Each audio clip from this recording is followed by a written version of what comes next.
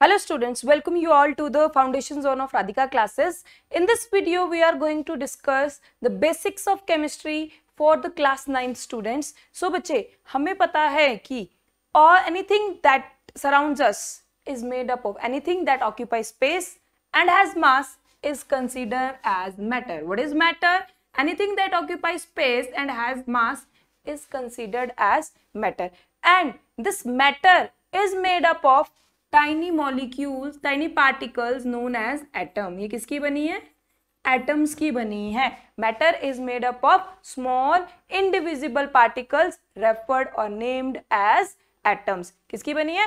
Atoms की बनी है. तो अब there are different elements that exist as atoms. जो atoms है ये elements की form में हमें मिल रहे हैं. तो हम different elements की बात करते हैं. In class 9 there are total 118 elements discovered till date. But हम यहाँ क्लास 9 में कितने एलिमेंट्स की बात करेंगे? ओनली फर्स्ट 20 एलिमेंट्स को हम यहाँ डिस्कस करेंगे. So the various elements are, we will write, I am going to write the name of the different elements here. Starting from the number 1 is hydrogen, then number 2 is helium. किस basis पे हम ये atoms को arrange कर रहे हैं? On the basis of atomic number. हम ये जो एलिमेंट्स लिखने वाले हैं फर्स्ट 20 जो हमारे पीरियोडिक टेबल में है, ये किस बेसिस पे अरेंज है? On the basis of atomic number के बेसिस पे अरेंज है. First is hydrogen, helium, lithium, beryllium, boron. Number 5 is boron. Number 6 is carbon. Then 7 is nitrogen, 8 oxygen, 9 fluorine, and the 10th one is neon. At number 11, sodium. At number 12, it is magnesium. At number 12, it is number 11, it is sodium. Number 12, it is magnesium. Number 13, aluminium. Number 14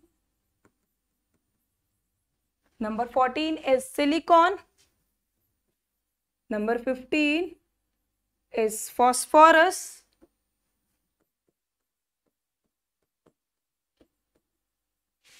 Number 16 is sulfur. And that number 17 is chlorine. 18 argon. 18 number is argon. 19 is potassium. You will learn these with me. And 20 is calcium. आपको बच्चे ये 20 elements के name learn करने हैं. Once you will learn the name of these 20 elements, हमने ये क्या arrange किया है? On the basis of atomic number. तो अब मैं यहाँ आपको बताने वाली हूँ कि एटम की बेसिक्स क्या है, द एटम का स्ट्रक्चर क्या है. बेसिक्स ऑफ एन एटम की बात करें तो each atom has a nucleus. Her atom में क्या है? एक न्यूक्लियस है. और उस न्यूक्लियस में क्या है? positively charged protons and the neutral neutrons. Positively charged protons and the neutral neutrons, and while the electrons, negatively charged electrons, are distributed in the various shells that are revolving around the nucleus. nucleus के चारों तरफ electrons जो है different shells में revolve कर रहे हैं, and these electrons are negatively charged. This is the basic of an atom. Atom का बेसिक्स क्या कहता है कि स्ट्रक्चर ऑफ एटम में एक सेंटर में न्यूक्लियस है जिसमें पॉजिटिवली चार्ज प्रोटॉन्स है, एंड न्यूट्रल जिसपे कोई चार्ज नहीं है वो न्यूट्रॉन्स है, एंड इलेक्ट्रॉन्स जो है negatively charge electrons are distributed in the various shells.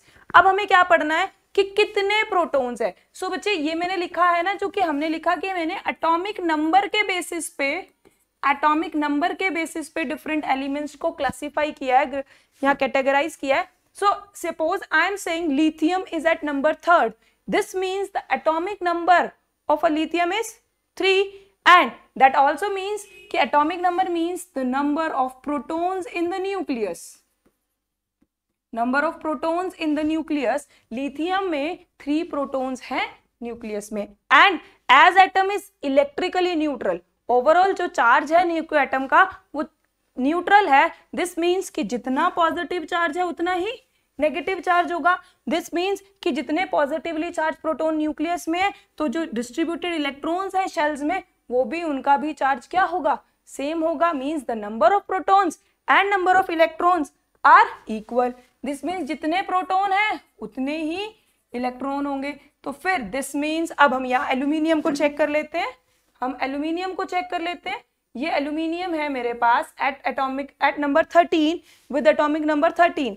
This means यहाँ पे नंबर ऑफ प्रोटॉन्स कितने हैं 13 और नंबर ऑफ इलेक्ट्रॉन्स भी कितने हैं 13, सो दैट एटम जो है वो क्या हो जाए, इलेक्ट्रिकली न्यूट्रल हो जाए।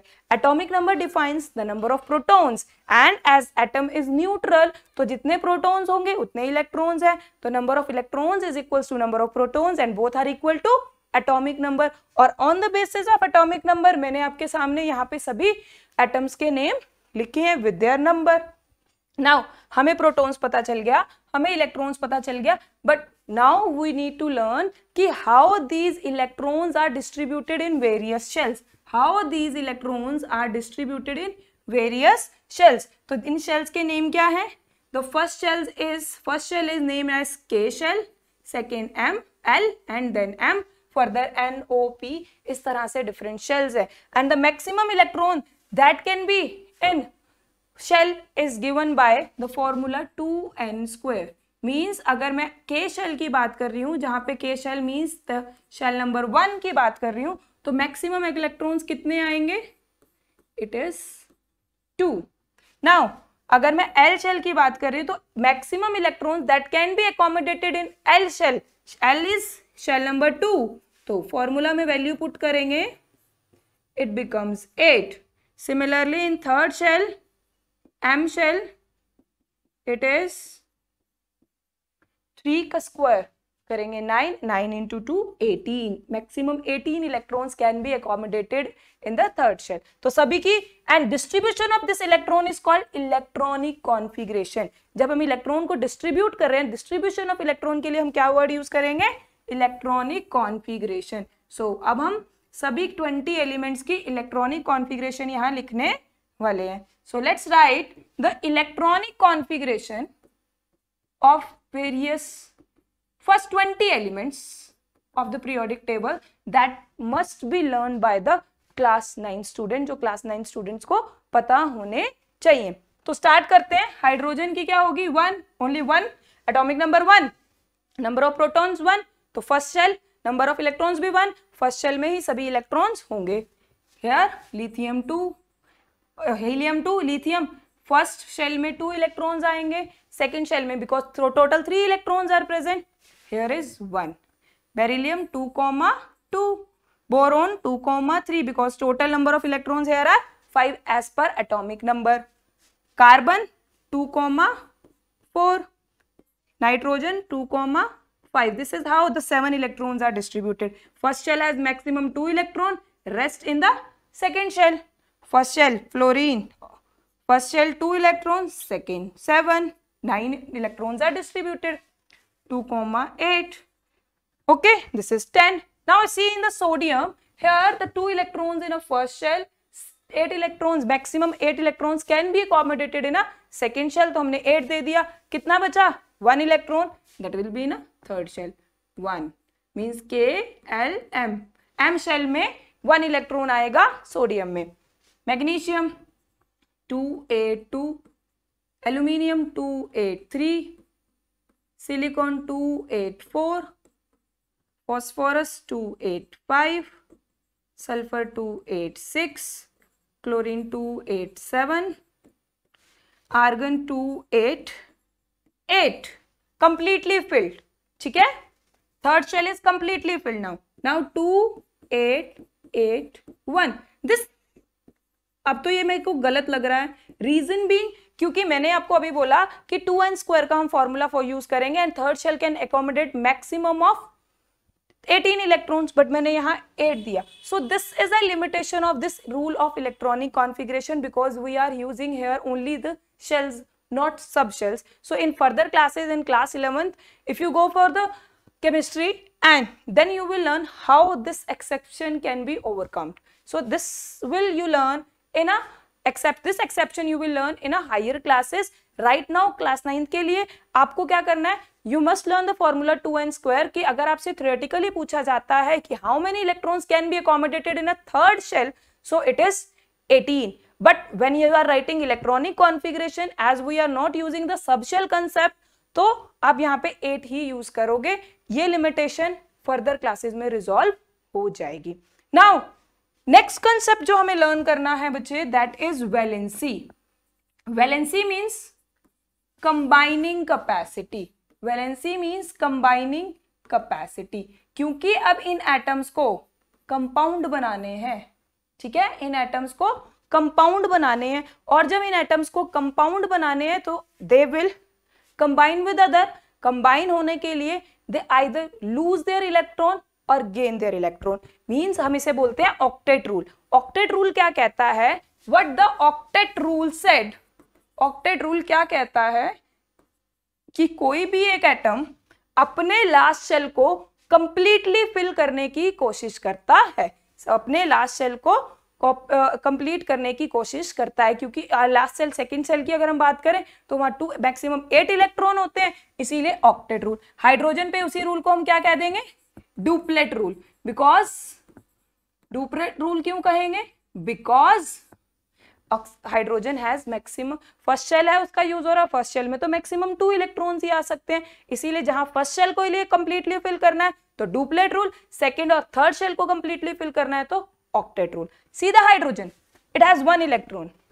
अब अपने लास्ट शेल को ये कंप्लीटली फिल करने के लिए क्या करेगा, आइदर इट लूजेस इलेक्ट्रॉन, तो वो बिल्कुल इलेक्ट्रॉन होंगे ही नहीं उसके पास, ठीक है, या वो एक इलेक्ट्रॉन गेन कर ले, किसी और एटम से एक इलेक्ट्रॉन ले ले. जब वो किसी और एटम से एक इलेक्ट्रॉन ले लेगा तो क्या होगा, once it gain the electron तो उसका लास्ट शेल कंप्लीटली फिल हो जाएगा. तो हाइड्रोजन के लिए, हाइड्रोजन एक एलिमेंट ऐसा है जिसके पास क्योंकि एक ही इलेक्ट्रॉन है बच्चे, तो वो इलेक्ट्रॉन लूज भी कर सकता है और गेन भी इजीली कर सकता है.